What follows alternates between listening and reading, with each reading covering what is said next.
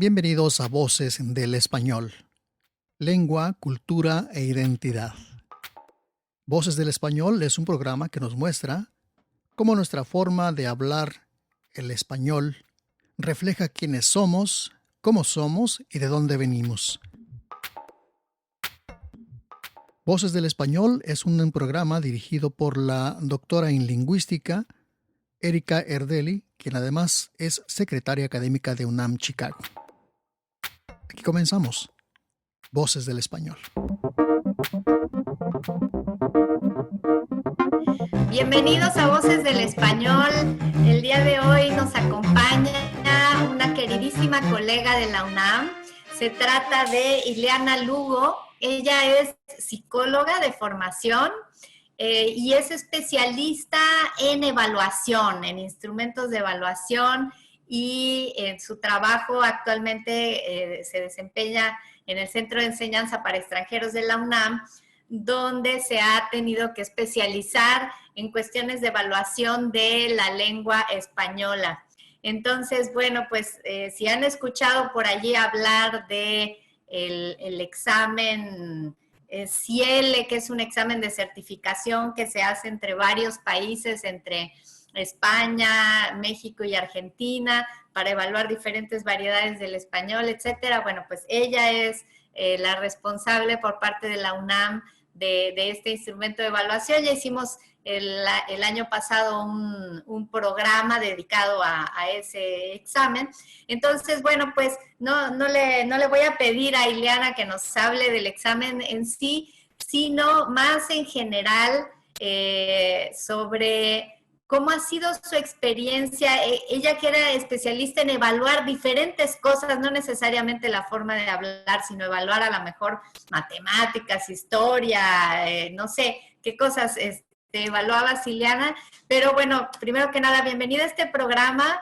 Y pues, ¿qué nos podrías decir de esta experiencia que tienes tú evaluando diferentes cosas? ¿Qué has aprendido a evaluar?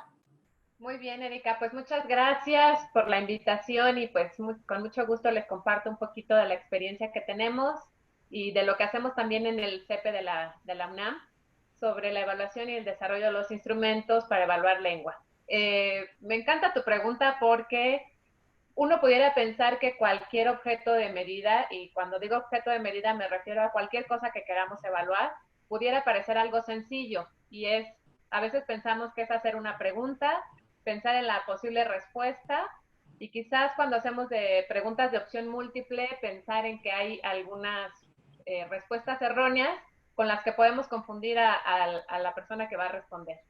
Pero no es tan sencillo como eso, y menos en lengua. Cuando yo me enfrento a evaluar lengua es todavía más complicado. Para hacer un examen o un instrumento que nos permita evaluar, tenemos que pensar siempre en tres cosas que son fundamentales, y yo diría que hasta una cuarta. Primero, que la evaluación sea objetiva, que sea válida y confiable. ¿Esto qué quiere decir? Que cualquier persona tiene que creer en los resultados que estamos arrojando.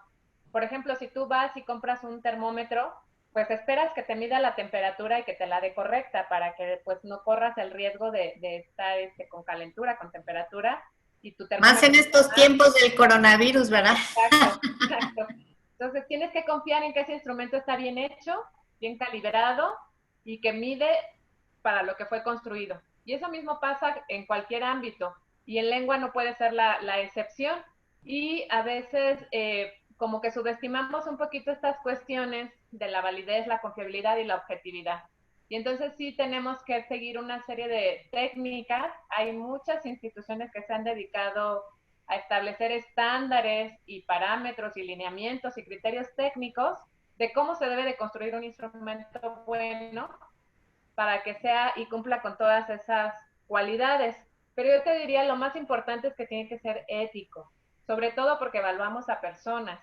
Y en esta analogía que te hacía con el termómetro, si nosotros no medimos bien a nuestros estudiantes, pues estaríamos dando un resultado equivocado e injusto para esa persona. Muchas veces un examen depende que se quede en un programa de posgrado, o que acredite, o que le den la nacionalidad, Y entonces sí tenemos que pensar en todas esas cosas cuando estamos construyendo un instrumento para que no sea injusto para la persona que está siendo evaluada. Entonces, si nuestro instrumento no mide con precisión, no puede ser objetivo, no puede ser válido, no puede ser confiable y por supuesto mucho menos pertinente para la persona que se está evaluando y pues la ética ahí juega un papel importante. Creo que es eso.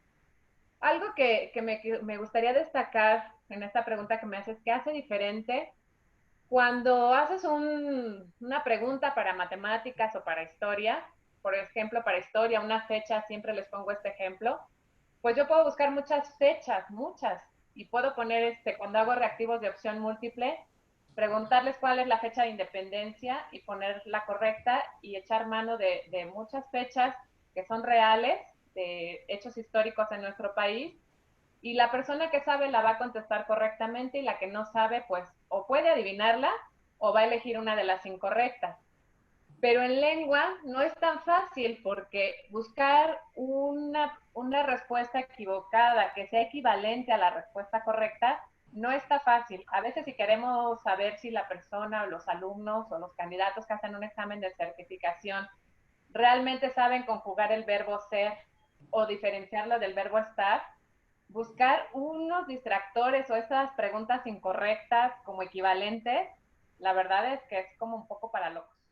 Pues sí, porque al final hay muchas maneras de decir las cosas, ¿no? O sea, no hay solo una forma de hablar. No es una sola forma de hablar, pero también cuando buscamos medir tenemos que saber qué queremos medir. Si decimos que quiere conjugar, que queremos que conjugue, no le voy a poner una serie de definiciones a que me defina. Entonces a veces cometemos esos errores cuando diseñamos una pregunta. Y entonces, ¿qué es el verbo ser o cómo se conjuga el verbo ser?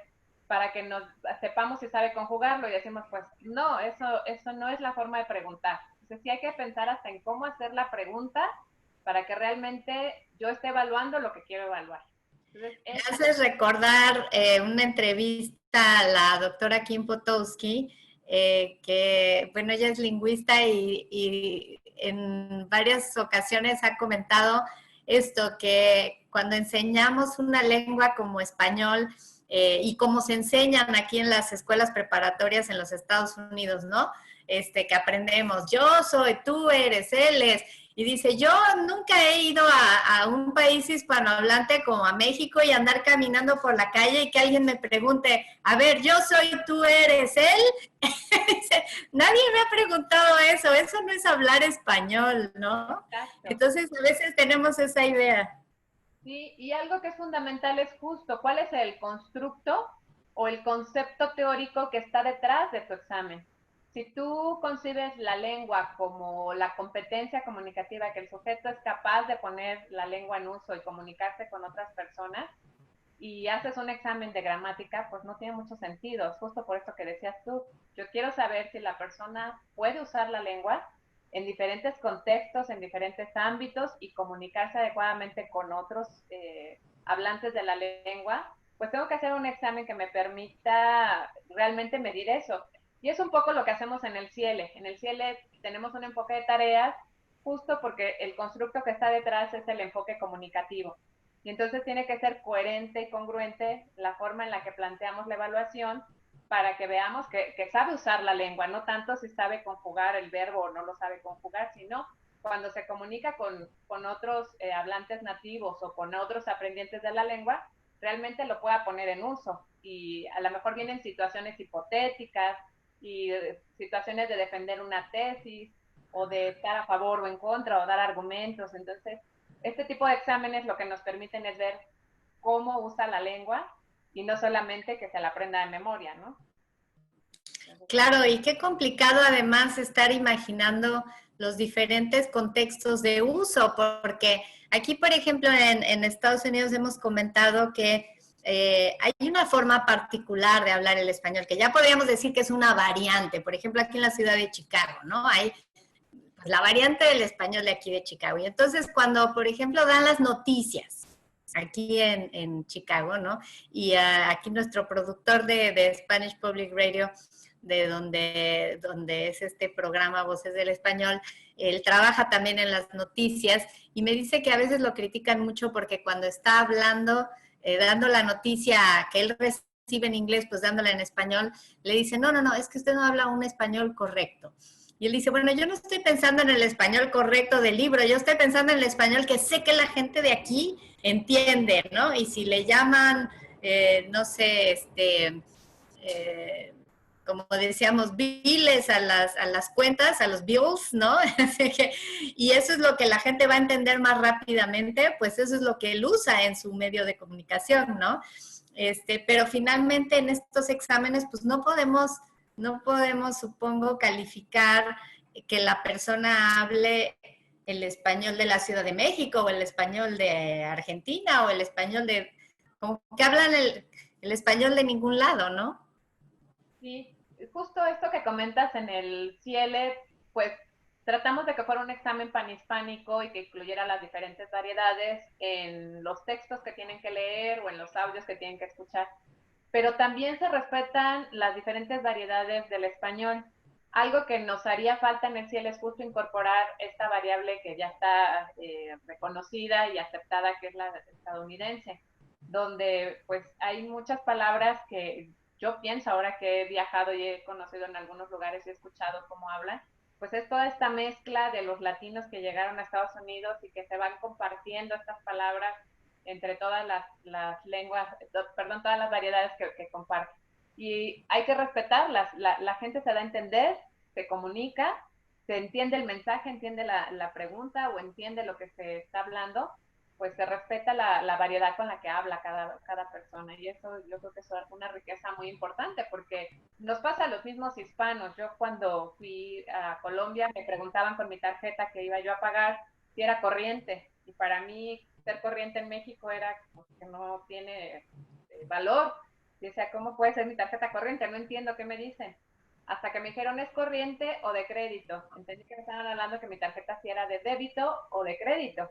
Entonces, también a uno como hispano le pasa, que no entiende siempre todas las palabras de todas las variedades, pues un aprendiente creo que tampoco tendría como la obligación de conocer todas las palabras del español, ¿no? Sería imposible.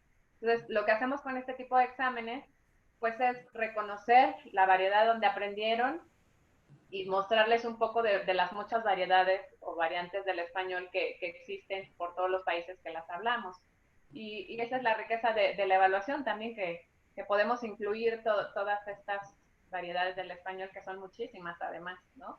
A veces intentan organizar por regiones o hacerlas geográficas con la de Enrique Sureña, pero a veces tampoco nos gusta porque decimos si la variedad mexicana con la centroamericana, pues es muy amplia y los mexicanos ni siquiera en el país hablamos igual todos, ¿no? Pero de alguna forma se intenta como dar a conocer pues también todas las variedades del español. Y te digo, no es fácil, mucho menos en la evaluación, ponernos de acuerdo, porque también en la evaluación haces artificial la comunicación.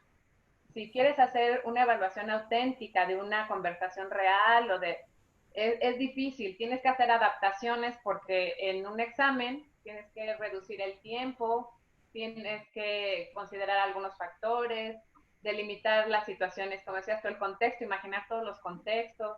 Si tú quieres saber si es capaz de pedir un vuelo o cancelar un vuelo a una persona que va a viajar de un país a otro en la lengua que está aprendiendo, pues hay que pensar todas las situaciones y entonces darle las pautas para cómo pedir la información, cómo disculparse, cómo saludar, cómo dar las gracias, considerar todos esos factores que en una comunicación real se darían, pero que también a veces lo hacemos un poco artificial. Es de las complejidades que yo he observado en la lengua, porque algo que al menos yo lo veo así es que la lengua se vuelve en un examen continente y contenido. Te decía yo, si hago un examen de matemáticas, puedo hacer la pregunta como yo quiera, pero cuando estoy hablando la lengua, el propio lenguaje me sirve para hacer la pregunta, pero también espero que sea la respuesta. Entonces, esa es otra complejidad que tiene evaluar la lengua. Que tengo que ser muy claro en mi pregunta. No todos tienen el mismo nivel de dominio del español, entonces tengo que pensar y adecuar la pregunta para el nivel al que estoy dirigiendo la pregunta. A veces se nos hace muy fácil, porque como nativos lo entendemos, pero cuando se lo presentamos hablante que está aprendiendo y que se encuentra en un nivel muy bajito de español, pues no tiene ni la pregunta. Entonces sí tenemos que hacerlo muy acorde al nivel que queremos evaluar. Entonces sí es... Sí, otra cosa sería si pudiéramos dar por hecho que el estudiante, por ejemplo, hacerle la pregunta en su idioma para estar seguros de que entendió la pregunta intentar que responda en español, que es la lengua que está aprendiendo, pero pues no siempre es el caso, ¿verdad? No siempre podemos asumir. No siempre, porque además otra complejidad sería que tendríamos que contar con traductores de todas las lenguas, de todas las que hay y que quieran presentar. Por ejemplo, cuando hacemos exámenes en el CEPE, nos llegan de países y de nacionalidades y de lenguas que ni siquiera yo pensaba que existían. Digo, a veces soy ignorante en todos los países que existen en el mundo, pero de verdad que uno se sorprende la cantidad de lenguas y de países. Entonces, sí sería muy difícil hacer un examen para evaluar el dominio del español, porque tendríamos que traducirlo a diferentes lenguas. Entonces, lo más económico, por un lado, pero también lo más justo es establecer las mismas reglas para todos y hacer un examen único, porque si no tendríamos un examen para cada lengua. Creo que muy bien. Pues muchísimas gracias, Ileana, por esta primera parte. Ya nos has empezado a explicar cómo es que es distinto y es complicado evaluar una lengua, a diferencia de evaluar una materia de estudio como puede ser historia o puede ser matemáticas. Me imagino que muchas de las personas que nos escuchan se han visto en la necesidad de hacer algún examen de una lengua que no es la propia y sabrán lo complicado que puede ser, ¿no? Y bueno, pues te invito, Ileana, que hagamos una breve pausa y regresemos para en la segunda parte seguir conversando sobre esta aventura que es evaluar y probar que podemos hablar una segunda lengua. Muy bien, Erika, gracias.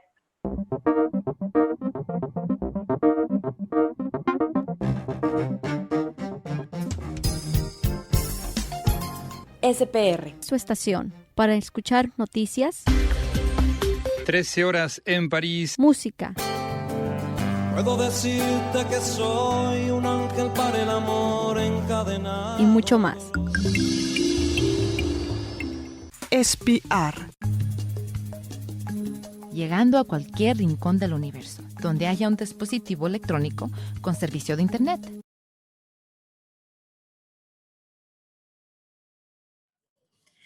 Gracias por quedarse con nosotros. Estamos entrevistando a Ileana Lugo. Ella trabaja en el Centro de Enseñanza para Extranjeros de la UNAM.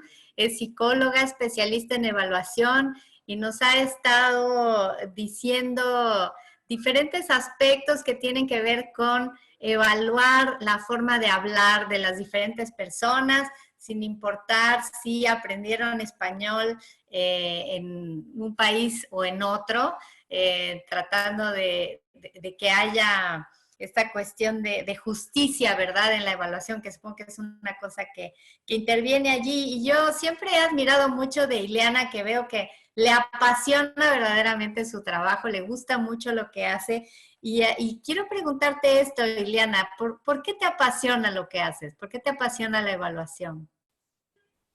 Pues mira, Erika, a pesar de que pudiera ser un trabajo muy técnico y a veces un poco ingrato, a mí me parece que la evaluación lleva ese tinte o esa cuestión ética de trabajar con personas, sobre todo en la evaluación del aprendizaje y en la evaluación educativa, en donde estamos trabajando con seres humanos. Y lo que te decía hace un momento, de nuestro trabajo depende que a una persona le den un ascenso, le den una nacionalidad. Entonces, para mí es un trabajo apasionante, pero además ahora que trabajo en lengua me ha parecido todavía más bonito. Yo al inicio empecé a trabajar hace muchos años en el Ceneval, que seguramente tú conoces de esta institución que es una de las más reconocidas en México, que se dedica a hacer exámenes e instrumentos de evaluación. Y trabajé también hace mucho tiempo en evaluación de competencia laboral, en donde había gente que tenía 20, 30 años trabajando y que no le habían dado reconocimiento ni valor a su trabajo porque no había ido a la escuela. Entonces, a través de una evaluación del desempeño, era que las personas podían obtener un reconocimiento económico, un ascenso en su trabajo. Entonces, me parece que la evaluación es buena porque nos permite saber qué estamos haciendo bien y qué estamos haciendo mal, qué hay que mejorar, qué se puede perfeccionar, pero además porque se reconocen los saberes de las personas y en el caso de las lenguas, pues vamos aprendiendo o desaprendiendo. Entonces, cuando nos enfrentamos a una evaluación, debemos de perderle como el miedo a que la evaluación es punitiva, que a veces eso nos pasa, que me van a evaluar para castigarme, me van a decir en qué me equivoqué, en qué estoy mal, para castigo. Si lo pensamos más bien de en qué me falta y qué puedo mejorar, yo creo que la evaluación es muy buena porque es muy útil también. Nos puede decir en qué tenemos que trabajar y cuáles son nuestras áreas todavía débiles cuando estamos aprendiendo una lengua. Y por eso es que a mí me apasiona muchísimo, porque yo digo, cuando haces un buen instrumento y ves que los resultados son adecuados y que funciona perfectamente tu instrumento y que realmente puedes discriminar al que sabe del que no sabe y el instrumento mide lo que quiere medir, yo digo, estamos cumpliendo con una labor muy, muy, muy importante, ¿no? A la UNAM llegan muchos chicos de diferentes países y de partes del mundo que quieren estudiar posgrados. Y cuando les hacemos el examen, llegan corriendo porque no sabían con quién tenían que ir y cómo hacer su examen. Y cuando se llevan su certificado y verles esa cara de satisfacción porque van a poder ingresar al posgrado que querían y entrar a nuestra universidad, esa es la satisfacción que te da de este trabajo, ¿no? De saber que estás ayudando a la gente para algo que lo requiere y que es algo positivo y que es un trabajo pues muy humano, ¿no? Estamos en el área de las humanidades y creo que la evaluación también tiene esa parte humana, pues, ¿no? Qué bonito cómo lo pones y se entiende realmente muy bien por qué te gusta lo que haces y estás tan comprometida. Yo no había pensado en esto de la evaluación, justamente como dices, como una forma de legitimar un saber que quizá de otra manera no se habría podido legitimar. Y sí, pienso en el ámbito laboral, efectivamente puede ser muy dramático que hay personas que por no haber hecho una carrera universitaria o por no tener un diploma o un título, pues no se le reconoce o no se le contrata como debiera, cuando que muchas veces son personas que tienen conocimientos valiosísimos, que ya tienen experiencia de vida llevando a cabo un trabajo y que muchas veces van a saber mucho más que un estudiante universitario que acaba de egresar y que no se ha enfrentado a la vida profesional, ¿no? Y me haces pensar en otro caso que es interesante, que es justamente el de los profesores, ay, perdón, de los profesores de lengua, ¿no? Que hay personas que a lo mejor estudiaron otra cosa, a lo mejor son psicólogos, comunicadores, o incluso cualquier otra carrera, y que de pronto por situaciones de la vida que pueden ser migración, ¿no? Se encuentran con que el dar clases, enseñar a otras personas a hablar la lengua de ellos, puede ser una opción de trabajo, ¿no? Y entonces empiezan a buscar la manera de enseñar el idioma, empiezan a enfrentarse a la realidad de las dificultades de enseñar un idioma y a estudiar y a resolver y a adquirir una experiencia.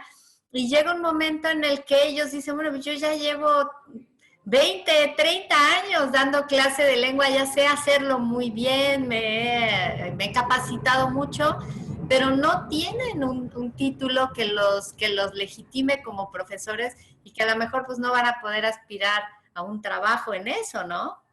Así es. Y fíjate que ahorita que lo dices, me acordé, muchas veces han hablado también por teléfono o mandado correos pidiendo información sobre certificación de profesores de español. Si tenemos algún examen o algo con lo que se puedan certificar y justo por este valor que tú dices.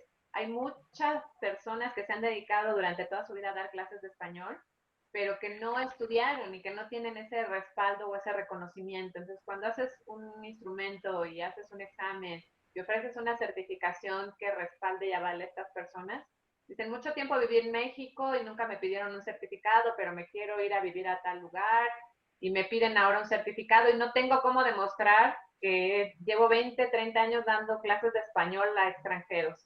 Entonces, es una forma también. Y en el CEPE hemos estado trabajando también para pues sacar una evaluación y un certificado que pueda avalar también a profesores de español para que lleven un reconocimiento justo esta parte. Y es por ello que te decía, a mí me parece que es una labor de evaluación muy, muy noble y muy humana, si se le ve desde su justa dimensión, ¿no? No tanto para reprobar, yo creo que la evaluación no puede servir para reprobar, no, no es para eso. Sí, es para obtener información, ¿no? De qué tenemos, de dónde estamos, de qué nos falta, de qué ya dominamos muy bien, ¿no? Pues me va a parecer muy, muy importante realmente que la UNAM pudiera generar este tipo de certificaciones para toda esa gente que anda por allí, que efectivamente ya tiene mucha experiencia enseñando español, y también para aquellos que piensan que a lo mejor porque hablan español, pues ya lo pueden enseñar, ¿no? Dicen, bueno, si yo, llegan mucho aquí a la UNAM Chicago a decirnos, bueno, yo no sé nada, nunca he enseñado español, pero yo hablo español, entonces yo lo quiero enseñar, ¿no? Y quizá una certificación nos serviría justamente para discriminar a aquellos que hayan o no hayan tenido la educación formal, tengan o no tengan la capacidad, la experiencia, los conocimientos para llevar a cabo esa función que nos ocupa. Entonces, pues, ahora sí que les echamos muchas porras, Ileana, para que la UNAM pronto cuente con ese instrumento de certificación para profesores de español. Sí, seguro, seguro. Hay muchos maestros que están trabajando en ello, que son muy entusiastas, pero además de ello con mucha experiencia y conocimiento de la enseñanza de la lengua, y seguro algo bueno va a salir de todo. Todos vamos a salir ganando. Pues los felicito muchísimo, Ileana, a ti, a todo tu equipo de evaluación del Centro de Enseñanza para Extranjeros de la UNAM. Muchas gracias por habernos acompañado el día de hoy en este programa y por habernos compartido tu pasión, tu entusiasmo y tu conocimiento sobre lo que haces en la universidad. Muchas gracias, Erika, a ti y a todo tu público. Un saludo y pues muchas gracias. Bueno, pues gracias a todos por habernos escuchado. Como siempre, esperamos sus comentarios, sus sugerencias de este programa y todos los demás en la página de Spanish Public Radio y de UNAM Chicago. Entonces, pues con esto nos despedimos y nos vemos en el próximo programa de Voces del Español. Hasta pronto.